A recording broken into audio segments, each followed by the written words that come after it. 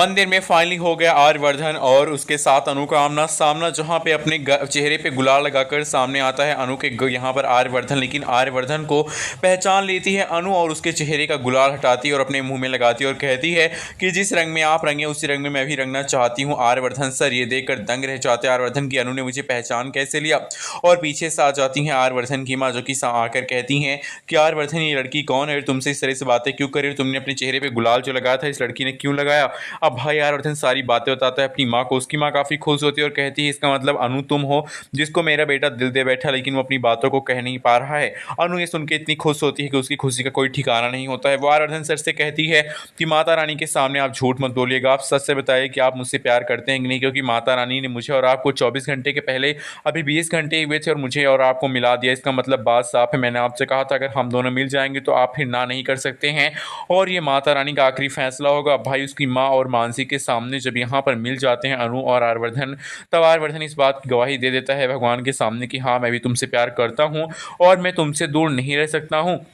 अब ये सुनकर यहाँ पे आर्यवर्धन की बातें अनु हो जाती है बहुत ज़्यादा खुश। और यहीं पे आर्यवर्धन की माँ जब अनु को सारी चीज़ें करते देखती है तो आर्यवर्धन काफ़ी खुश भी होता है और उसकी माँ कहती है इसका मतलब मेरे आर्य की ज़िंदगी में कोई ऐसा आ गया है जो कि खुशियों की बहार लेकर आ सकता है। अब मैं बिना देरी किए हुए आर्यवर्धन की शादी अनु से कर दूंगी ताकि राजनंदन के जाने के बाद आर्यवर्धन की ज़िंदगी में जो खालीपन था वो बहुत आसानी से भरा जा सके। लेकिन हम आपको बता दें कि अब कहानी में दूसरा ट्रैक आने वाला है, क्योंकि भाई पुष्पा जी और अनु के पापा का भी तो शादी में शामिल होना है, फिर तैयार होना ही बहुत बड़ी बात होने वाली है। और ये बात कभी यहाँ पर कोई भी क्लियरिफिकेशन नहीं है कि अनु के पापा इस शादी के लिए मान जाएंगे, क्योंकि वो यहाँ पे आर्यवर्धन जी को पसंद तो करते हैं लेकिन उन्होंने और उसकी माँ पुष्पा जी ने कभी भी आर्यवर्धन को अपने दामाद के रूप में या फिर अनु के पति के रूप में नहीं देखा है। वो उसको बस यहाँ पर उनके बॉस के रूप में देखते थे और उनके पिता की उम्र के हैं, इसलिए वो यहाँ पर इन सब चीज़ों पर हाँ करेंगे या फिर ना, ये तो देखना बेहद इंटरेस्टिंग होने वाला है।